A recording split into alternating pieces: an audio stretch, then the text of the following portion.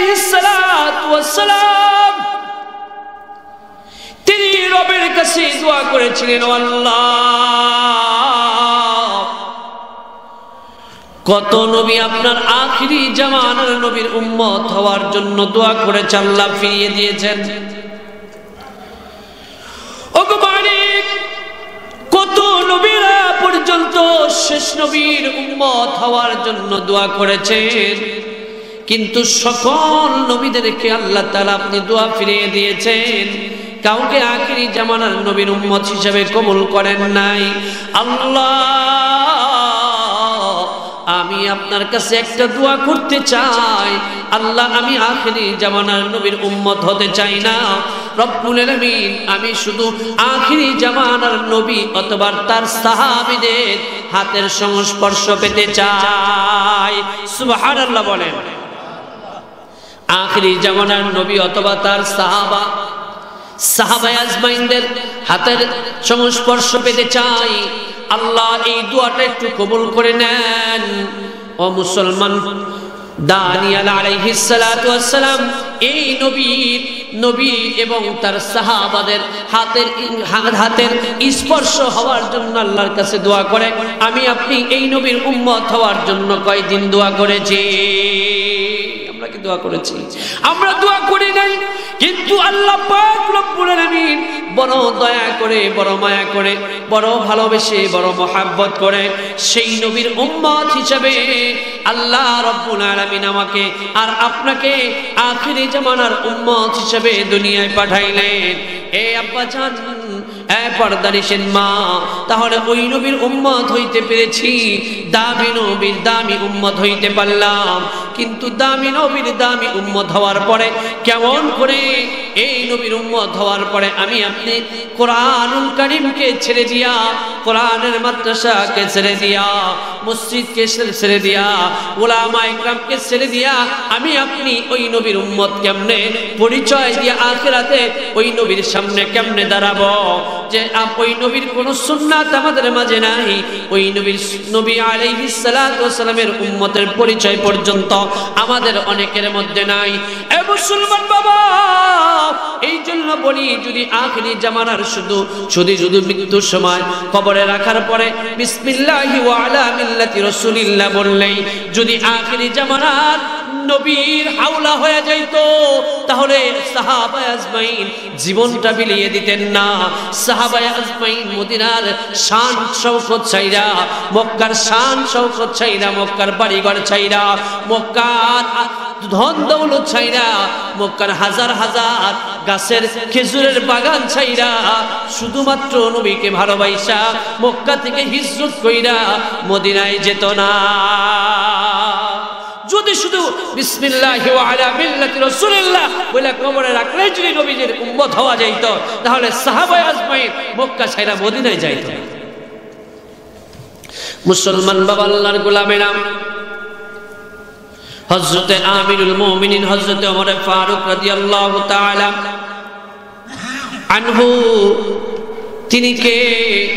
তিনি হচ্ছেন জান্নাতের সুসংবাদ প্রাপ্ত একজন আল্লাহ তাআলার প্রিয় বান্দা, নবীজির প্রিয় একজন সাহাবী। তিনি হলেন খলিফাতুল মুসলিমিনদের মধ্যে একজন খলিফা। আমিরুল মুমিনিন তিনি হচ্ছেন দুনিয়াতে জান্নাতের সুসংবাদ প্রাপ্ত এই আমিরুল মুমিনিন হযরতে ওমর ফারুক রাদিয়াল্লাহু তাআলা আনহু। তার জামানায় খলিফাতুল মুসলিমিন থাকা অবস্থায় একজন গরিব আল্লাহ রাসূলের একজন সাহাবী, গরিব সাহাবী এক গ্লাস দুধ নিয়ে আসছেন। আমিরুল মুমিনিন, এই যে আপনাকে দুধ দিলাম, বড় দিলের তামান্না, বড় দিনের আশা ছিল আপনাকে একটু হাদিয়া দিব, কিন্তু আমি এতটাই দুর্বল, এতটাই অসহায় যে আপনাকে কোনো কিছু হাদিয়া দেওয়ার মতো আমার ঘরে কোনো কিছু থাকে না। আমিরুল মুমিনিন এই গরিব সাহাবী এক পেয়ালা দুধ পান করার পরে জিজ্ঞেস মনে আসছে, হায়রে আমি যে দুধ পান করলাম, কিন্তু একে তো জিজ্ঞেস করলাম না যে এই দুধটা তার বাড়ির কোনো গরু গাভী থেকে অথবা উট থেকে দহন করে নিয়ে আসছে কিনা। না, তিনি ক্রয় করে নিয়ে আসছেন, না অন্য কোথাও থেকে নিয়ে এসে আমাকে দিলেন, আমি তো জিজ্ঞেস করি নাই। আমিরুল মুমিনিন হযরত ওমর কোন ওমর? আবু মুসা আশআরী রাদিয়াল্লাহু তাআলা আনহু। একদিন দেখেন আমার আপনার নবী সরকারে দো আলম নবী মুহাম্মদুর রাসূলুল্লাহ সাল্লাল্লাহু আলাইহি ওয়াসাল্লাম তিনি তার কামরা থেকে হুজরা থেকে বের হলেন। নবীজি আস্তে আস্তে করে একটা খেজুরের বাগানে চলে গেলেন। আবু মুসা আশআরী রাদিয়াল্লাহু তাআলা আনহু বলেন, আজকে আল্লাহ রাসূল কি করেন আমি একটু দূর থেকে লক্ষ্য করে দেখব। নবী আলাইহিস সালাতু ওয়াস সালাম খেজুরের বাগানের মধ্যে ঢুকে ইস্তেঞ্জা সারলেন, হাজত ছাড়লেন। হাজত ছাড়ার পরে সরকারে দো আলম নবী মুহাম্মদ আরবি মুহাম্মদুর রাসূলুল্লাহ সাল্লাল্লাহু আলাইহি ওয়াসাল্লাম ওই খেজুরের বাগানের মধ্যে একটা কুয়া ছিল, কূপ ছিল। নবীজি কূপের মধ্যে পাও দুটা নামায়া দিয়া ঝুলায়া দিয়া নবীজি ওই কূপের উপরে বসে পড়লেন। এইবার নবী আলাইহিস সালাতু ওয়াস সালাম ওই কূপের ঠান্ডা আবহাওয়াটা আমার নবী গ্রহণ করতেছিলেন। নবীজি পা দুইটা কূপের মধ্যে ঝুলিয়ে দিয়ে নবীজি কূপের উপরে বসেছিলেন। এবার আবু মুসা আশআরী রাদিয়াল্লাহু তাআলা আনহু ডাক দিয়ে বলেন, তিনি বলেন যে আজকে আমি আবু মুসা আশআরী এই খেজুরের বাগানের গেটের দারোয়ান হয়ে গেলাম। কেউ আসলে নবীজির অনুমতি ছাড়া এই বাগানে কাউকে ঢুকতে দেব না।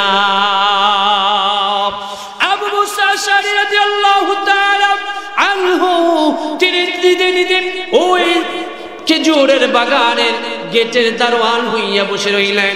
কোন মানুষ যদি এখানে ঢুকতে চায়, আমার রাসূলের কাছে যাইতে চায়, তাহলে আমি তাকে বাধা প্রদান করব, আমি তাকে যাইতে দিব না। কেননা আজকে আমার নবী যেমন ভাবে বসেছেন, বড় আরামে বসেছেন, আমার নবীর দৃশ্যগুলো আজকে আমি দেখতে থাকবো। এ মুসলমান বাবা,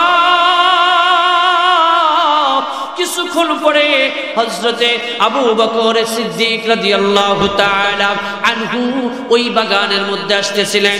আবু মুসা আশআরী রাদিয়াল্লাহু তাআলা আনহু ডাক দিয়ে বলে, ভাই আবু বকর, আপনি নবীজির প্রিয় একজন সাহাবী, আপনি নবীজির প্রিয় একজন সাহাবী। ও ভাই আবু বকর, কিন্তু আজকে আমি আপনাকে রাসূলের অনুমতি ছাড়া ভিতরে প্রবেশ করতে দিব না। ও ভাই আবু বকর, আপনি একটু অপেক্ষা করেন, আমি মুহাম্মদুর রাসূলুল্লাহর কাছে পারমিশন নিয়ে আসি।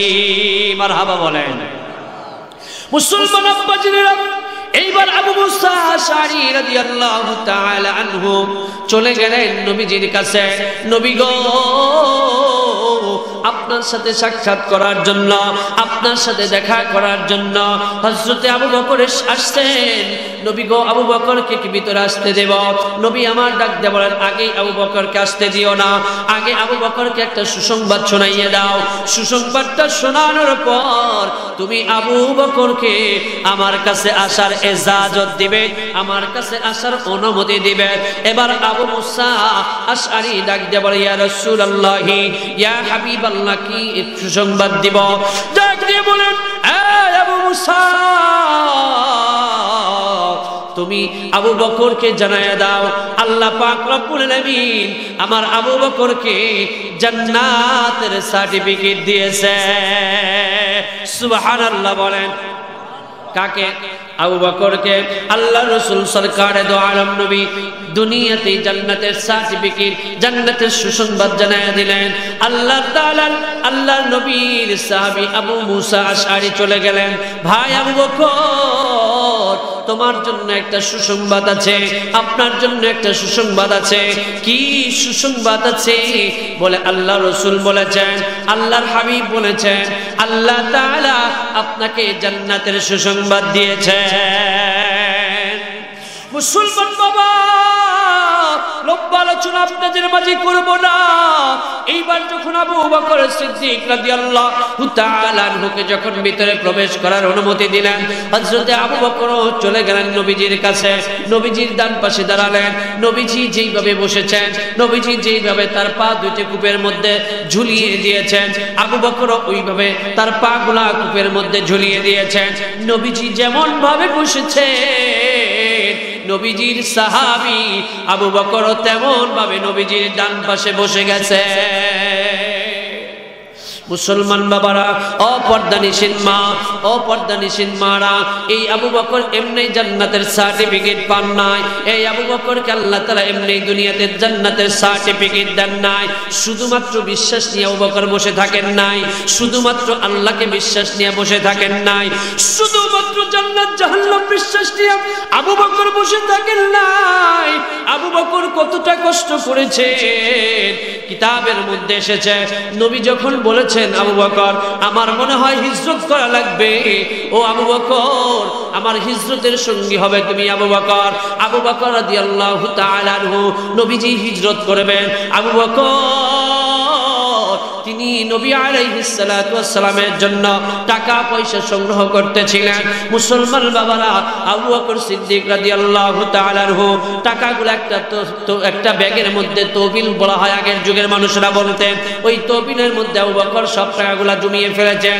এইবার আবু বকর ডাক দেয়া বলে তার কন্যাকে ডাক দেয়া বলে, কন্যা শোনো, আমি যখন নবীজি যখন আসবে, নবী যখন আমাকে হিজরতে নিয়ে যাবে, নবীজির কাছে তো আমার যাইতে হলে খরচের বিষয় আছে, আমাকে সেই খরচটা আগে থেকে সংগ্রহ করা লাগবে।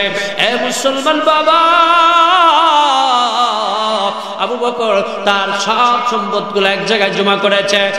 তার কন্যাকে ডাকতে বলতেছে, শোনো, আমি যেই দিন বের হয়ে যাব, আমার বাবা হয়তো টাকার কথা বলবে, আমার বাবা বৃদ্ধ মানুষ টাকার কথা বলবে, আমার বাবা যখন দেখবে টাকা নাই, তখন আবার বাবা হতভম্ব হয়ে যাবে। তোমরা একটা পাথরগুলো একটা ব্যাগের মধ্যে জমা করো, এইটা আমার বাবার কাছে একটু নারায় বলবা, আব্বা আপনার দাদা যান, আপনার সন্তান সবগুলা টাকা কিন্তু নিয়ে যায় নাই, রেখে গেছে। এই হলো আবু বকর। একটা টাকা তার বাড়ির জন্য, বিয়ের জন্য রাখে নাই, একটা টাকা তার বিবির জন্য রাখে নাই, একটা টাকা তার সন্তানের জন্য রাখে নাই। নবীর জন্য সবগুলা টাকা নিয়ে আবু বকর রেডি হয়ে আছে।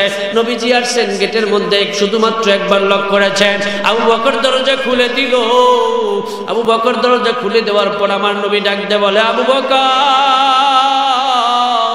তুমি কি ঘুমাও না? ও আবু বকর তুমি কি ঘুমাও না? আবু বকর ডাক দিয়ে বলে, ইয়া রাসূলুল্লাহ, আপনি যেদিন বলেছেন হিজরত করা লাগবে, নবী গো যেদিন বলেছেন আপনি আপনার সঙ্গী হব আমি আবু বকর, ও নবী গো সেদিন থেকে আমি আবু বকর বিছানায় কেমন করে পিঠ লাগাই, আমি আবু বকর লাগাই না। কারণ নবী আপনি হিজরত করার জন্য আসবেন, আপনার পিছনে কাফেরেরা আপনাকে হত্যা করার জন্য পিছু পিছু নেবে। আমি আবু বকর যদি ঘুমিয়ে যাই, আপনি ডাক দেবেন, উঠতে দেরি হবে, সময় লাগবে। নবী গো এই জন্য আমি ঘুমাই না, সারা রাত কানটা দরজার মধ্যে লাগাইয়া দিয়া সারা রাত এই দরজার সাথে দাঁড়িয়ে থাকি। আপনি কখন আসবেন দরজার মধ্যে লক করবেন, নবী গো তৎক্ষণাৎ আমি খুলে দেব, আপনাকে নিয়ে চলে যাব। এ মুসলমান, এই হলো আবু বকর। শুধু ঈমান নিয়ে বসে রই নাই, নবীকে বাঁচানোর, নবী হিজরত করবেন, নবীজির যত প্রয়োজন আবু বকর মিটিয়েছেন। এ মুসলমান, এই হলো আবু বকর। সেই আবু বকরকে আল্লাহ তাআলা জান্নাতের সার্টিফিকেট দিবেন। জান্নাতের সার্টিফিকেট পাইয়া আবু বকর কোনো কথা না বইলা নবীজির ডান পাশে নবীজি যেমন ভাবে বসছেন আবু বকরও তেমন ভাবে বসছেন। কিছুক্ষণ পর আমিরুল মুমিনিন হযরত ওমর আসছেন। ওমর আসার পরে ডাক দিয়ে বলে, আবু মুসা আশআরী ডাক দিয়ে বলে, ভাই ওমর একটু অপেক্ষা করেন, আল্লাহর নবীর কাছে আগে ইজাজত নিতে হবে, আল্লাহর রাসূলের কাছে অনুমতি নেওয়া লাগবে। আমার নবী যদি ঢোকার পারমিশন দেয় ঢুকতে পারবে, আর যদি নবীজি পারমিশন না দেয় আপনি কিন্তু ঢুকতে পারবেন না। মুসলমান বাবা, এইবার চলে গেলেন আবু মুসা আশআরী রাদিয়াল্লাহু তাআলা আনহু সরকারি দু আলম নবী মুহাম্মদ রাসূলুল্লাহর কাছে গেলেন। যাওয়ার পরে বললেন, ইয়া রাসূলুল্লাহ ইয়া হাবিবাল্লাহ ওমর আসছে আপনার ওমর আসছে নবীজি বললেন ওমরকে আসার অনুমতি দাও কিন্তু আগেই দিও না একটা সুসংবাদ শোনাও সুসংবাদ শোনানোর পর ওমরকে ভিতরে আসার অনুমতি দাও আবু মুসা আশআরী ডাকতে বলে ইয়া রাসূলুল্লাহ ইয়া হাবিবাল্লাহ ওমরকে কি সুসংবাদ দেব নবীজি বলেন ওমরকেও জান্নাতের সুসংবাদ শোনায়া দাও সুবহানাল্লাহ বলবেন না নাকি বাড়িতে গিয়ে বলবেন শেষ করে দিব কষ্ট হচ্ছে শেষ করব কথা বলে না পিছনে যদি শেষ না করতে একটু আগে বসেন এত ফাঁকা ফাঁকা না আগে লা ইলাহা ইল্লাল্লাহ লা ইলাহা হ্যাঁ সামনে খালি জায়গা পূরণ করেন বাবা একটু পূরণ করে একটু মেহরবানি করে আসেন হ্যাঁ অল্প সময়ই হবে লম্বা সময় না ভাবতেছেন সামনে গেলে হুজুর কি লম্বা সময় করে কিনা না একটু সামনের দিকে আসেন অল্প সময় একটু জমে বসেন হ্যাঁ লা ইলাহা ইল্লাল্লাহ লা ইলাহা লা ইলাহা বনবতরে পক পকলি গাইসে কিতা জানো আল্লাহ নামের তসবিহ জপে আল্লাহ নামের তসবিহ জপে তোমরা কিতা মানো জানতে যদি চাও রে তুমি জিজ্ঞেসিও তাকে কোহ কোহ নইরে সে তো আল্লাহরই নাম জপে লা ইলাহা লা ইলাহা লা ইলাহা লা ইলাহা ইল্লাল্লাহু মুহাম্মাদুর রাসূলুল্লাহ সাল্লাল্লাহু আলাইহি ওয়াসাল্লাম আব্বাজান কলিজার টুকরা মা বোনেরা এ যুবকের দল হযরত ওমর ফারুক রাদিয়াল্লাহু তাআলা আনহুকে আমার নবী জান্নাতের সুসংবাদ শোনায়া দিলেন নবীজির সুসংবাদ আবু মুসা আশআরী ডাকতে বলে ভাই আমার একটা সুসংবাদ আল্লাহর রাসূল তোমাকে দিয়েছেন এই ওমর কোন ওমর এই ওমর তো জান্নাতের সুসংবাদ প্রাপ্ত ওমর এইবার ওমর ডাকতে বলে কি সংবাদ আবু মুসা আশআরী বলেন আমার নবী বলছেন আল্লাহ তাআলা জানাইছেন আপনি হলো জান্নাতি সুবহানাল্লাহ বলেন এবার ওমর ফারুক রাদিয়াল্লাহু তাআলা আনহুকে ভিতরে ঢোকার পারমিশন দিলেন এইবার ওমর রাদিয়াল্লাহু তাআলা আনহু ভিতরে প্রবেশ করলেন কোনো কথা বললেন না নবীজি যেমন ভাবে বসে আছেন তেমন ভাবে হযরত ওমর গিয়া নবীজির বাম পাশে নবীজি যেমন ভাবে বসে হযরত ওমরও তেমন ভাবে বসে গেল কয়জন বসলেন দুইজন একজন নবী আর দুইজন সাহাবী একজন ডান পাশে একজন বাম পাশে হযরত আবু বকর কিতাব বলা লেখে যে এই বসাটা হলো হযরত আবু বকর এবং হযরত ওমর এবং মুহাম্মদুর রাসূলুল্লাহ সাল্লাল্লাহু আলাইহি ওয়াসাল্লামের মৃত্যুর সিরিয়াল এবং কবরের সিরিয়াল এটা হলো কি এই বসাটা হলো নবী আলাইহিস সালাতু ওয়াস সালামের মৃত্যুর সিরিয়াল এবং তাদের কবর কোথায় হবে এই বসাটা হলো তাদের কবরের সিরিয়াল মুসলমান বাবা এইবার দুইজন যখন আসলেন আসার পরে হযরতে আবু মুসা আশআরী ওই গেটের মধ্যে দাঁড়িয়ে আছেন এমন সময় ডাকতে বলতে এমন সময় কিছুক্ষণ পরে হযরতে উসমান আসছে আসার পরে বলে আবু মুসা আমি আমার রাসূলের সাথে সাক্ষাৎ করতে চাই আবু মুসা ডাকতে বলে উসমান গনি ভাই আপনি একটু অপেক্ষা করেন আমি রাসূলের কাছে যাব নবীজির কাছে গিয়ে অনুমতি আনব আমার নবী যদি অনুমতি দেয় ঢোকার পারমিশন আছে আর যদি নবীজি অনুমতি না দেয় ঢোকার পারমিশন নাই এবার আবু মুসা আশআরী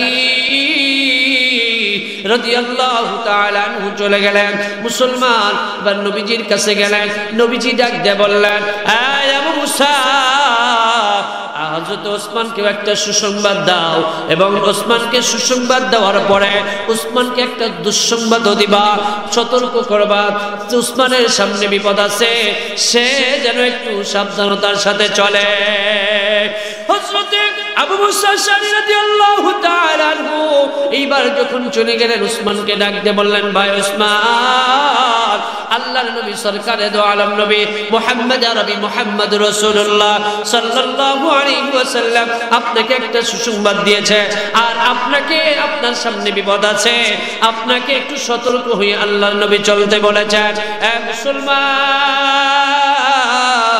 এইবার যখন ওসমান গনি রাদিয়াল্লাহু তাআলা আনহু এবার যখন ঢোকার পারমিশন পাইলেন ঢুকে বললেন কিন্তু কি আবু বকর যেমন ভাবে বসছেন হযরত ওমর যেমন ভাবে বসছেন কূপের মধ্যে বসার মতো আর জায়গা নাই হযরত ওসমান কি দূরে বসে গেলেন কিতাব বলে রাখেন যেহেতু ওসমানের কবরটা নবীজির পাশে হবে না এই জন্য ওসমান গনি রাদিয়াল্লাহু তাআলা আনহুর ওই জায়গায় জায়গা ছিল না এই জন্য ওসমান গনি দূরে গিয়ে বসেছে ও মুসলমান বাবা এ মুসলমান আব্বা জানেরা ওসমান কোন ওসমান ওসমান তো সেই ওসমান নবীজি বলেন এবার সাহাবীদের মধ্যে কে আসো অমুক সাহাবীর বাড়ির মধ্যে একটা খেজুরের গাছ আছে ওই খেজুরের গাছ থেকে যখন খেজুর পড়ে ওই সাহাবীর ছোট্ট বাচ্চাগুলা খেজুর পান করে এই জন্য ওই সাহাবী তার ছোট্ট বাচ্চাকে বেঁধে রেখেছে কে আসো তোমাদের মধ্যে কে আছো আমার ওই ছোট্ট সাহাবী আমার ওই সাহাবীর ছোট্ট বাচ্চাদেরকে মুক্ত করে দিবা এইবার সব যখন সবার সামনে যখন আমার নবী বলছেন ওসমান গনি ডাক দিয়ে বলেন ইয়া রাসূলুল্লাহ ইয়া হাবিবাল্লাহ ওই খেজুর গাছটা আমি ক্রয় করে দিব নবীজির সাহাবী হযরতে ওসমান গনি রাদিয়াল্লাহু তাআলা আনহু চলে গেলেন যাওয়ার পরে খেজুরের গাছের মালিককে বললেন এ ভাই ইহুদি এই গাছটা যেই গাছটা অমুক সাহাবীর বাড়ির উপরে ওই গাছটা আমার কাছে বিক্রি করে দাও এইবার বুঝতে পারছে হয়তো এখানে কোনো একটা ঘটনা আছে অবশ্যই এর মধ্যে কোনো রহস্য আছে অবশ্যই এর মধ্যে কোনো কারণ আছে ওই ইহুদি বুঝতে পেরেছে ওসমান এই গাছটা যে কোনো মূল্যেই হোক কিনে নিবে এই জন্য ওসমানকে ডাক দিয়ে বলে এই ওসমান তোমার 1000 খেজুরের একটা বাগান আছে আমার একটা গাছ যদি কিনতে চাও তাহলে 1000 গাছের বাগানটা আমাকে দিয়ে দেওয়া লাগবে সুবহানাল্লাহ বলেন এ মুসলমান আব্বা জানেরা এই হলো ওসমান ওসমান গনি রাদিয়াল্লাহু তাআলা আনহু ডাক দিয়ে বলেন এ ইহুদি বুঝতে ভুল করেছো আমার নবী বলেছে এই গাছটা কিনা দেওয়ার জন্য আরে ইহুদি বুঝতে ভুল করেছো 1000 গাছ কেন তুমি যদি আমার সকল গাছের বাগানগুলো চাইতা সকল গাছের বাগান কিনা দিয়ে তোমারে দিয়া একটা গাছ কিনিয়া আমি আমার রাসূলকে খুশি করতাম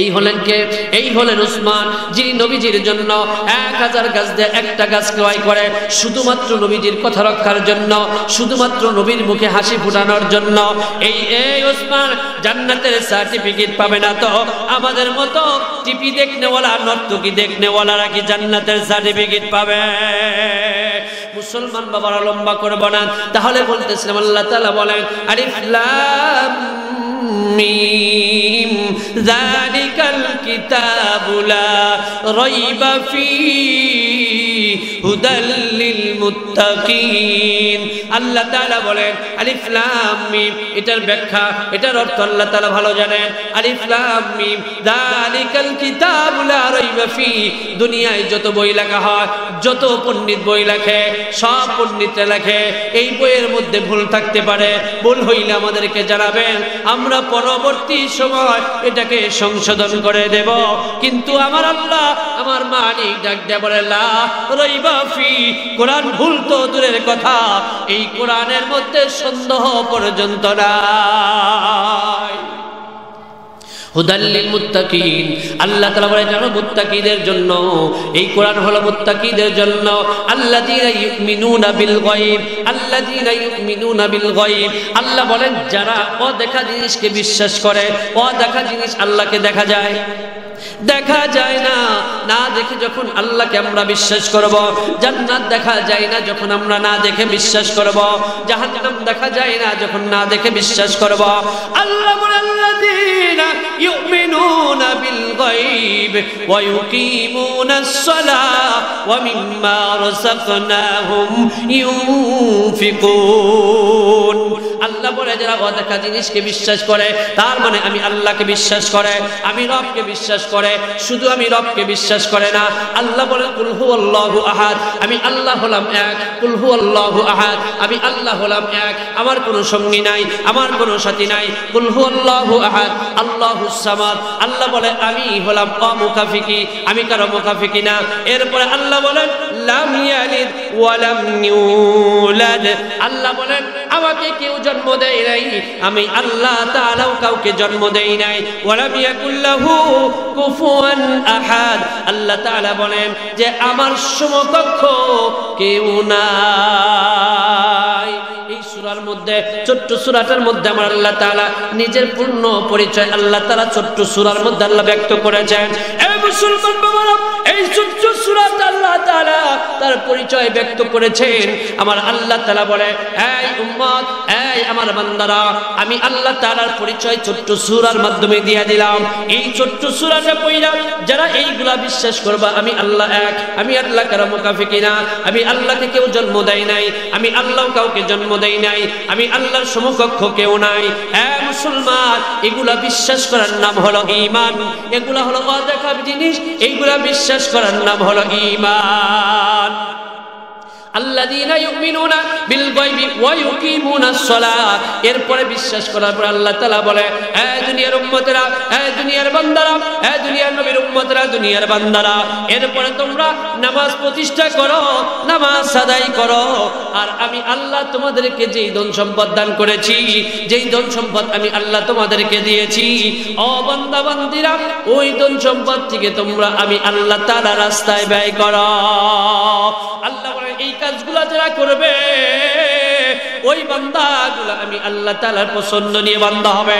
আল্লাহ তাআলা বলে ইয়া আইয়াতুহান নাফসুল মুতমাইন্না ইরজিই ইলা রাব্বিকি রাদিয়াতাম মারদিয়া ফাদখুলি ফি ইবাদি ওয়াদখুলি জান্নাতি। সুবহানাল্লাহ বলেন। আল্লাহ তাআলা বলে আল্লাহ তাআলা আমাকে আপনাকে বলেন নাই, আল্লাহ তাআলা আমার আপনার ভিতরে যেই আত্মা আছে আত্মাকে সংশোধন করে বলে এই আত্মা পবিত্র হয়ে যাও, এই অপবিত্র আত্মা তুমি যদি আল্লাহ তাআলার সন্তুষ্ট চিত্তে, তুমি যদি আল্লাহ তাআলার প্রতি সন্তুষ্ট হয়ে আল্লাহ তাআলার দিকে ফিরে আসো, তাহলে আমি মালিক আল্লাহ তোমার প্রতি সন্তুষ্ট হয়ে যাব। সুবহানাল্লাহ বলেন।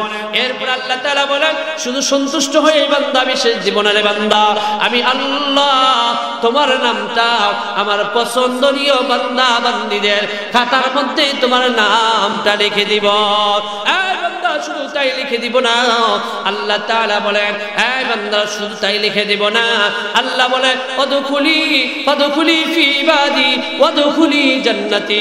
আল্লাহ বলে শুধু নামটাই লিখে শেষ হবে না, আমি আল্লাহ তাআলা তোমাকে জান্নাত পর্যন্ত পৌঁছায়া দেব। মুআজ্জাজ মুহতারাম, লম্বা সময় আর নয়, শুধুমাত্র যে কথায় কথা আসে সূরা ইখলাসের কথাটা বলতেছিলাম। এই ইখলাসটা পড়লে কি লাভ হয়, এই ইখলাসটা আমল করলে কি লাভ হয়, শুধু আমলটা বলে আপনাদের মাঝখান থেকে বিদায় নেব ইনশাআল্লাহ। এ মুসলমান আব্বাজান, সরকারে দো আলম নবীজি সাহাবায়ে আজমাইনদেরকে বললেন ও আমার সাহাবীরা তোমরা সবাই মসজিদে নববীতে চলে যাও, আমি রাসূল তোমাদেরকে একটা সুসংবাদ শোনাবো। নবীজি যখন বলছেন সাহাবায়ে আজমাইন চলে আসছেন, নবীজি আসার পরে একবার বললেন কুল হুয়াল্লাহু আহাদ আল্লাহুস সামাদ লাম ইয়ালিদ ওয়া লাম ইউলাদ ওয়া লাম ইয়াকুল লাহু কুফুয়ান আহাদ। নবী বলেন আমি একবার পড়লাম, আমি পড়ার কারণে 10 পড়া কোরআনুল কারীম পড়ার যেই সব হয়, একবার পড়ার কারণে আমার আমলনামায় ওই পরিমাণ নেকি হয়েছে। সুবহানাল্লাহ বলেন। এই আব্বাজান, আমার নবী বলেন তোমরা যারা শুনলে, তোমরা যারা শুনেছো, তারা 10 পড়া কোরআনুল কারীম পড়লে যেই পরিমাণ সব পাইতা, তোমরা পড়ার কারণে ওই পরিমাণ সব পেয়েছো। তাহলে এই যে আমি পড়লাম আমিও পাইলাম, আপনারা শুনলেন আপনারাও পাইলেন। নবীজি বলেন এইভাবে যদি কোন বান্দা বান্দি 3 বার সূরা ইখলাস পড়তে পারে, তাহলে তার আমলনামায় একটা কোরআনুল কারীমের খতমের সওয়াব তার আমলনামায় আল্লাহ তাআলা লিখে দেয়। সুবহানাল্লাহ বলেন। তাহলে এই আমলটা করা যাবে তো? সূরা ইখলাসের আমল আমরা করব 5 ওয়াক্ত নামাজের পরে যদি 3 বার করে পড়ি, দিনে কয়টা খতমের সওয়াব পাওয়া যাবে? 5 খতমের সওয়াব পাওয়া যাবে যদি আমরা ফজরের পরে 3 বার, জোহরের পরে 3 বার, আসরের পরে 3 বার, মাগরিবের পরে 3 বার, এশার পরে 3 বার, এরকম ভাবে যদি প্রত্যেক নামাজের পরে কমসে কম 3 বার করে পড়ি, একটা নয়, 2টা নয়, 5টা কোরআনুল কারীমের খতমের সওয়াব আমার আপনার আমলনামায় হাজির হয়ে যাবে, জমা হয়ে যাবে হাসরের ময়দানে। শুধু খতমের সওয়াব আমার আপনার চতুর্দিকে তারা পাহারা দিয়ে থাকবে, আমার আল্লাহর কাছে সুপারিশ করতে থাকবে। মুসলমান হাজির, এবার নবী আমার ডাক দিয়ে বলেন, ও আমার সাহাবীরা শোনো শোনো, যদি কোনো বান্দা বান্দি, যদি কোনো ছেলে মেয়ে এই সূরা ইখলাস কুল হুর সূরাটা সকাল সন্ধ্যা পর্যন্ত রাত দিন 24 ঘন্টার মধ্যে যদি কোনো বান্দা, যদি কোনো বান্দি, যদি কোনো ছেলে, যদি কোনো মেয়ে 100 বার পড়তে পারে, আমার নবী ডাক দিয়ে বলে ওই বান্দা বান্দি যদি ওই দিন ইন্তেকাল করে তাহলে ওই বান্দা বান্দির জন্য জান্নাত ওয়াজিব হয়ে যায়। সুবহানাল্লাহ বলেন। এরপরে নবীজির কাছে একজন সাহাবী আসছে, আসার পরে ডাক দিয়ে বলেন, ইয়া রাসূলুল্লাহ, ইয়া হাবিবাল্লাহ, ওগো সরকারে দো ইয়া হাবিবাল্লাহ, এই যে আপনার মুআবিয়া ইবনে মুআবিয়া, তার আলোচনা আল্লাহ তাআলা করতেন, কেন করতেন? ইয়া রাসূলুল্লাহ, তিনি সূরা ইখলাস কুল হুর সূরাটাকে মহব্বত করতেন। ইয়া রাসূলুল্লাহ, ইয়া হাবিবাল্লাহ, তিনি সূরা ইখলাসটাকে মহব্বত করতেন, তিনি ভালোবাসতেন। যখনই সূরা ইখলাস পড়তেন তিনি বলতেন, আল্লাহ আপনার পরিচয় পেয়ে গেছি, রব আপনাকে বিশ্বাস করি, আপনাকে ভালোবাসি, রব আপনার পরিচয় পেয়ে গেছি, আপনাকে ভালোবাসি, আপনাকে মহব্বত করি। এইটা বলে বলে মুআবিয়া ইবনে মুআবিয়া কান্ত, আর আল্লাহ তাআলা আরশ মহল্লায় বসে বসে এই মুআবিয়ার আলোচনা করতেন। আজকে আল্লাহ তাআলা বলেন, এই ফেরেশতারা, মুআবিয়া ইবনে মুআবিয়া ইন্তেকাল করেছেন, আমার নবী জানাজা করবেন। এবার আল্লাহ তাআলার ফেরেশতা জিবরিল আমিন বলেন, সব ফেরেশতা আল্লাহর কাছে অনুমতি চাইলেন, ফেরেশতাকে আল্লাহ অনুমতি দিলেন। ফেরেশতারা মুআবিয়া ইবনে মুআবিয়ার জানাজার নামাজে আসছে, একজনের কাঁধের উপর আরেকজন, আর একজনের কাঁধের উপর আরেকজন, এমন করে আসমান পর্যন্ত দাঁড়িয়ে গেছে, সূর্যের আলো আর জমিনে বুঝতে পারে না। মুসলমান বাবারা, তাহলে সূরা ইখলাসের আমলটা আজকে দিয়ে গেলাম। এই সূরা ইখলাসের আমলটা আপনাদের করবেন, এই সূরা ইখলাস আমলটা মুহাব্বত নিয়ে করবেন, শুধু পড়লে হবে না, মুহাব্বত নিয়ে পড়তে হবে। এটা আমার আল্লাহর পরিচয়, এটা আমার আল্লাহ কালামে তার পরিচয় দিয়েছেন। মুহাব্বত নিয়ে পড়তে হবে। তাহলে মুহাব্বত নিয়ে যদি আমরা পড়ি, এই একটা সূরাই হতে পারে আমার আপনার জন্য নাজাতের জন্য উসিলা হয়ে যাবে, আমার আপনার জন্য নাজাতের জন্য জারিয়া হয়ে যাবে। মুআজ্জাজ মুহতারাম, আর একটা কথা, সর্বশেষ কথা হচ্ছে যে আল্লাহ রাসূল বলে, যাকাত আমাল ঈমান, বলে ওই ব্যক্তি ঈমানের মজা পাবে। আর ওই ব্যক্তি ঈমানের মজা পাবে না যে আল্লাহকে আল্লাহ বলে মানতে পারবে না, সে ঈমানের মজা পাবে না। যে আল্লাহকে আল্লাহ বলে রব হিসেবে মানতে পারবে, সে ঈমানের মজা পাবে। যেই ব্যক্তি দ্বীন ইসলামকে নিজের ধর্ম হিসেবে প্রাধান্য দিয়ে নিজের ধর্ম কর্ম হিসেবে মেনে নেবে, সেই ঈমানের মধ্যে মজা পাবে। যেই ব্যক্তি মুহাম্মদুর রাসূলুল্লাহ সাল্লাল্লাহু আলাইহি ওয়াসাল্লামকে নিজের নবী হিসাবে, শুধু নবী না, নিজের নেতা হিসাবে, শুধু নিজের নেতা নয়, নিজের আদর্শ হিসাবে, শুধু নিজের আদর্শ হিসাবে নয়, নিজের ব্যবসা বাণিজ্যের আদর্শ হিসাবে, কাজকর্ম মাঠে ঘাটে যেখানে রাজনীতি সর্বদাই আমার রাসূলের আদর্শ নিয়ে যারা চলতে পারবে, আল্লাহ তাআলা নবী বলেন এরা ঈমানের মজা পাবে।